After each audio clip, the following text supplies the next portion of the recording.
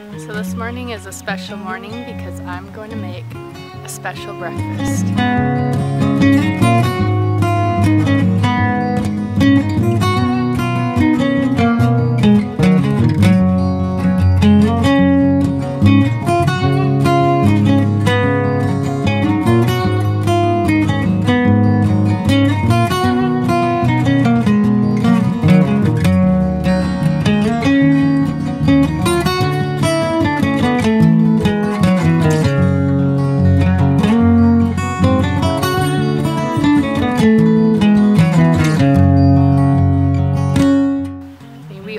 Have our own eggs from our chickens. They lay even through the winter, but now we have vegetables ready from our garden too, so I'm gonna make a breakfast that is like 90% food from this yard and a local farm.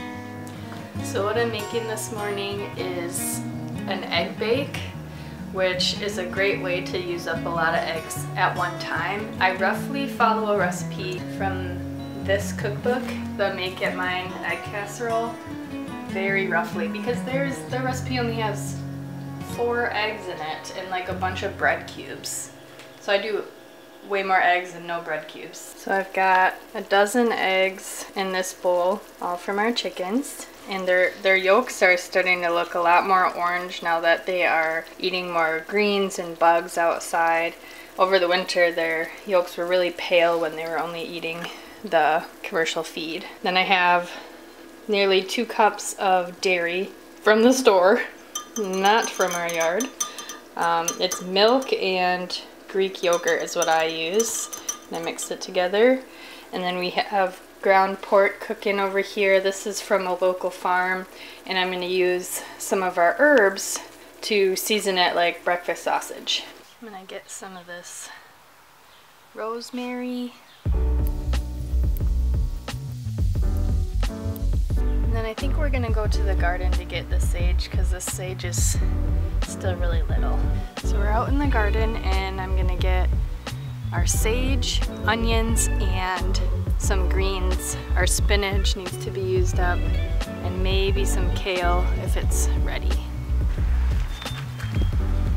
So here's our sage. It's bigger out here than it is in my little herb pot.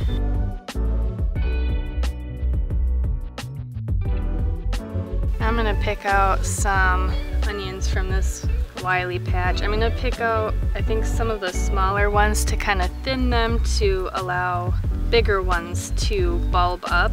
And I'm just gonna pick the smaller ones as green onions.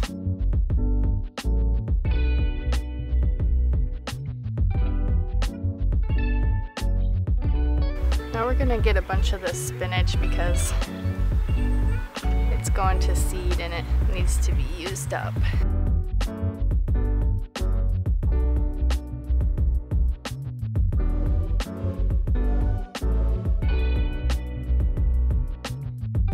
Accidentally pulled this whole plant up. So this is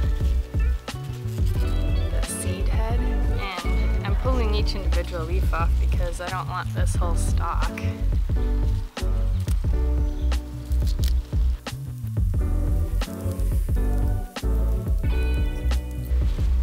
So I've got almost the whole bowl full, but it'll cook down a lot.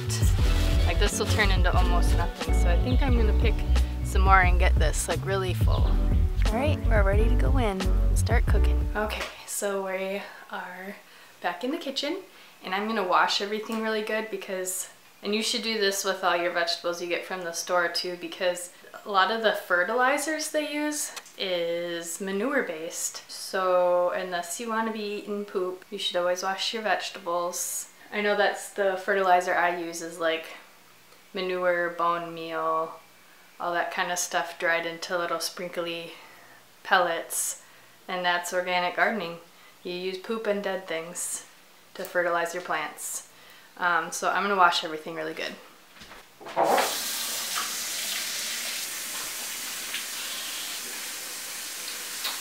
Accidentally got my cookbook soaking wet. It's in rough shape. So that's what my onions look like after they've been cleaned. They look better than store-bought ones. So this is the onions I grew from sets, those little dry bulbs, back in March, I think it was.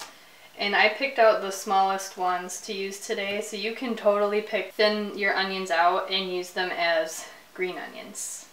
So for greens, I like to, for washing, to soak them in a lot of cold water and kind of swish them around like this. This knocks any dirt off, and then, oh, spider! Ah, get off! Anyway, so soaking them gets the dirt off. And then I use my salad spinner to dry them. A lot of people don't know what a salad spinner is, so I'm going to tell you about that.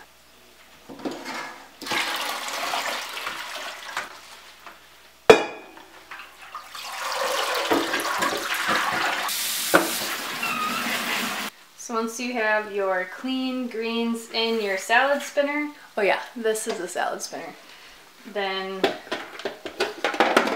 you spin it dry.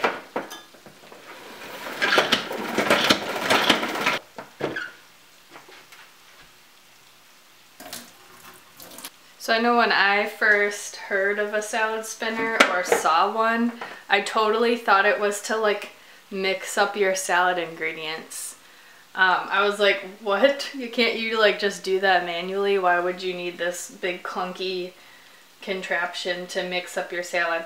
But a salad spinner is not to mix up your salad. It spins your wet, freshly washed greens. It spins them dry. I can't wait till we get our mulch, because that's one of the other like hidden benefits of mulching your garden, is that everything stays cleaner because the mulch soaks up water. You know, it's not a bunch of open dirt that can get dusty and muddy and sticky. And so I'm really looking forward to whenever we get that wood chip mulch, so that I'm not having to wash everything so much.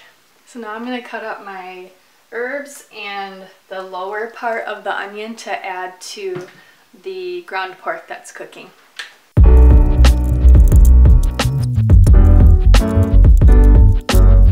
So I'm just adding these lower parts of the onions to the meat right now, because that's the tougher, can handle some cooking part of the onion. These tops, the greens, will just wilt up really quickly with cooking, so I'm not adding them till the very end.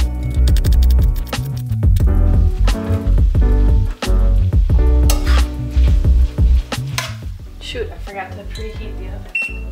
Got the oven preheated to 325. And then I just greased my pan. You have to grease it really well or you're gonna hate yourself, seriously. And then I'm going to mix or whisk my eggs and the milk together. Some of these yolks are hard to break, which is a good quality in an egg. It makes making fried eggs easier if the yolk doesn't break. Now I'm going to add the spinach to cook down just really briefly before I add this whole mixture into the pan.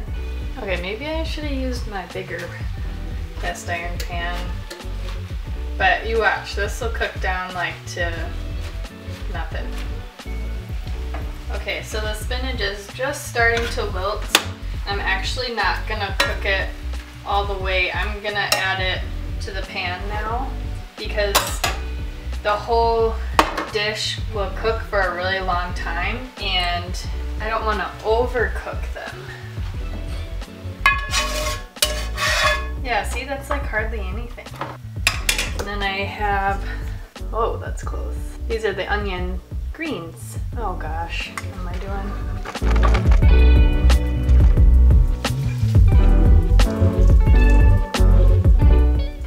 I usually use just like a regular onion, like that, but since I needed to thin out my onions in the garden anyway, I'm trying this, trying something different. Then I'm gonna pour the egg and milk mixture over the entire thing, and we're gonna sprinkle some cheese on top. And in the summertime when I have tomatoes, I like to cut up either like a slicer tomato and put the slices on the top, or even cherry tomatoes you can cut in half and put them on top, and it's so good. Alright, now we're gonna bake it in the oven for 45 minutes. I don't even remember if I intended this to be a cooking video, but it's happening. And I make this egg dish a little different each time, just depending on what vegetables we have in the fridge or in the garden. And like sometimes I don't do any meat in it. It's just, sometimes I just do like zucchini and mushrooms and onion and kale, or yeah, it changes each time. So it's just like the egg base and then any vegetable or meat that you want to add. These guys have been obsessed about going outside ever since it's been nice out. Like all day. Look at them just like willing the door to open. So patient. So this egg bake is really nice for a weekend breakfast when most people have more time in the morning, and it makes a lot of food. So it's good like for big families, or if you have company over, or if you have a small family like we do, then we put the leftovers in the fridge and we cut a square out and microwave it throughout the week for our breakfast, like a quick breakfast on your work mornings. It's done.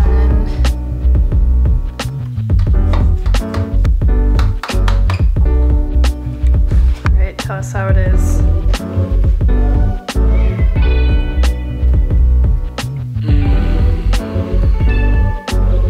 Is that your honest reaction? Yeah. So here's a random compost update. Here's my mountain of compost. I just shoveled it all from in the chicken coop onto this tarp, because what the chickens do is they scratch at it, pull worms out, but they spread it out. It gets all over in the coop. So I just want it in a big pile so we can wheelbarrow it over to the garden and start putting it around our plants. And this compost will act as a mulch for weeds, and it'll also fertilize our plants. And it's all from stuff like kitchen scraps, dirty chicken bedding, fallen leaves, what else? Grass clippings. It's all free stuff.